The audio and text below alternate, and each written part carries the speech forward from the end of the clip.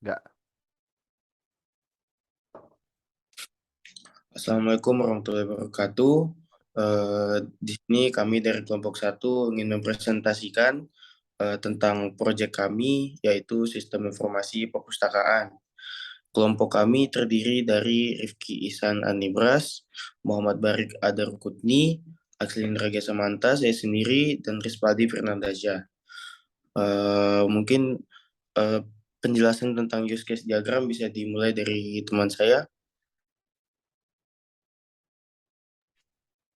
Oke, di sini saya ingin menjelaskan pada bagian use case versus UI, yang dimana pada bagian use case ini terdiri dari dua aktor, yaitu pengunjung dan penjaga perpustakaan. Yang dimana pengunjung melakukan login terlebih dahulu. Jika pengunjung tidak mempunyai akun, diharapkan untuk melakukan registrasi. Setelah melakukan registrasi, lalu login, eh, pengunjung mendaftarkan diri sebagai anggota perpustakaan, yang dimana nantinya setelah menjadi anggota perpustakaan, dia dapat mencari buku, lalu melakukan request peminjaman buku, yang dimana nanti aktor kedua yaitu penjaga perpustakaan melakukan penyetujuan atau menolak peminjaman buku. Lalu setelah itu, jika penjaga perpustakaan telah menyetujui peminjaman buku, pengunjung dapat langsung masuk ke dalam daftar peminjaman, yang dimana nanti penjaga perpustakaan akan memasukkan data pengunjung ke dalam daftar peminjaman. Setelah itu, jika pengunjung telah selesai melakukan peminjaman, dia dapat mengembalikan buku, yang dimana nanti penjaga perpustakaan dapat eh, menyetujui pengembalian buku. Setelah itu, pengunjung dapat keluar dari akun, yaitu logout, begitu pula penjaga perpustakaan. Lalu setelah itu UI-nya ini adalah bentukan UI login sistem informasi perpustakaan kami, yang dimana ini masih dalam bentuk kasarnya, yang dimana nantinya belum pasti dan dapat berubah-berubah sewaktu-waktu nantinya.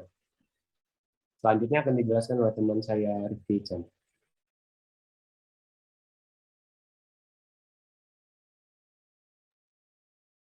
Baik. Selanjutnya saya akan menjelaskan terkait kelas diagram. Jadi kelas diagram ini terdiri dari beberapa tabel ya. Yang pertama itu ada beberapa kelas. Yang pertama itu ada pengunjung, anggota perpustakaan, peminjaman buku dan juga penjaga perpustakaan. Nah, di kelas pengunjung ini ada beberapa atribut di dalamnya, yaitu ada NIK, nama, nomor telepon dan juga alamat, beserta operationnya yaitu ada insert dan update. Lalu akan ada pewarisan di kelas selanjutnya, yaitu anggota perpustakaan, yang dimana di atributnya itu ada nomor anggota, nama, nomor telepon, alamat dan juga user password. Dan operationnya itu ada insert, update dan juga delete. Selanjutnya ada kelas dari peminjaman dengan atributnya ada kode peminjaman, nomor anggota, nomor penjaga, kode buku, tanggal peminjaman dan juga tanggal pengembalian, dengan operationnya itu insert dan update. Dan di samping kiri itu ada kelas buku, di mana isinya itu ada kode buku, judul buku, jenis buku, dan juga pengarang. Dan operationnya ada 4, yaitu ada insert, update, delete, dan juga select. Dan di bagian kanan itu ada kelas penjaga perpustakaan dengan atributnya itu nomor penjaga, nama, nomor telepon, dan alamat. Beserta operationnya itu ada insert dan juga update. Jadi di sini eh, dari beberapa kelas ini mempunyai relasinya masing-masing, dan juga akan ada beberapa dari pewarisan dari antar kelasnya begitu. Lalu terkait penjelasan kodenya, mungkin kita akan membuat dari kelas diagram ini, kami akan membuat kode yang dimana nanti akan ada beberapa operation dan juga metode, macam-macam metode berdasarkan kelas diagram yang sudah kami buat. Dan nantinya ini dapat membantu juga untuk menjalankan sistem perpustakaan kami sesuai dengan yang sudah kita buat atau kita rancang di kelas diagram ini. Jadi kelas diagram ini akan membantu kita atau kelompok kami untuk membuat sistem informasi di perpustakaan seperti itu.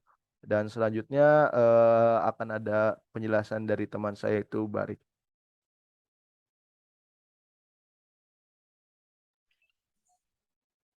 Baik, kali ini saya akan menjelaskan mengenai IRD.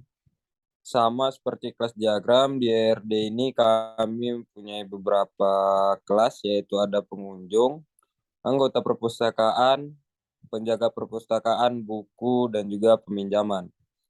Untuk dari kelas pengunjung sendiri, kami memasukkan beberapa atribut, di antaranya itu NIK sebagai primary key, kemudian nama, kemudian nomor telepon, kemudian alamat.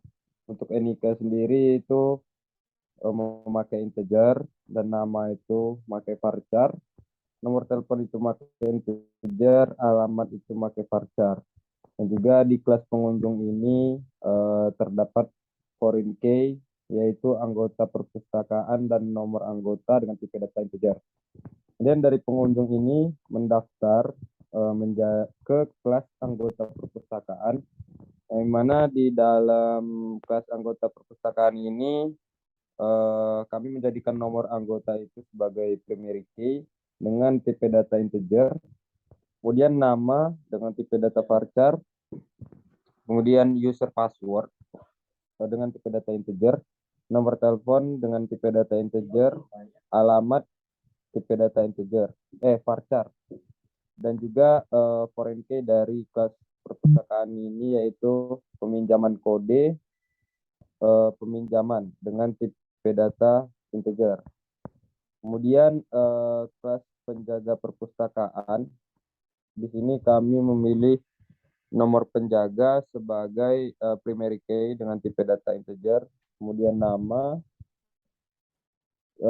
tipe data varchar, dan nomor telepon itu tipe data integer, dan alamat itu tipe data varchar. Kemudian di kelas buku, kami menjadikan kode buku itu sebagai primary key dengan tipe data integer, judul buku dengan tipe data varchar, jenis buku dan tipe data varchar, dan pengarang tipe data varchar. Kemudian anggota perpustakaan ini bisa meminjam di kelas pinjaman dengan kode peminjaman itu sebagai primary key dengan tipe data integer, nomor anggota tipe data integer, nomor penjaga tipe data integer, kode buku tipe data integer, tanggal peminjaman itu pakai tipe data date, tanggal pengembalian juga date, dan foreign key dari kelas pinjaman ini ada penjaga perpustakaan dan nomor penjaga, kemudian kode buku dengan tipe data keduanya integer. Nah, penjelasan dari database sendiri, jadi untuk proses database ini kami akan menggunakan SQL untuk pembuatan database-nya. Jadi pertama itu kami membuat database dengan menginput create database perpustakaan beserta propertiesnya seperti ukuran dan sebagainya. Lalu kami akan membuat tabel sesuai yang ada di IRD kami dengan menginput create table beserta atribut yang ada di dalam tabelnya. Tidak lupa juga kami akan menentukan tipe data beserta primary key dan juga foreign key-nya agar nantinya dapat membuat relasi antar tabel menjadi sebuah diagram. Dan pada akhirnya kami pastinya akan menyambungkan database dengan kode yang nantinya akan kami buat.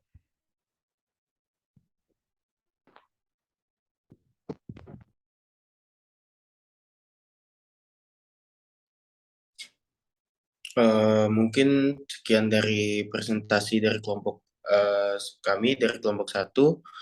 Untuk kurang lebihnya mohon maaf. Wassalamualaikum warahmatullahi wabarakatuh. Waalaikumsalam.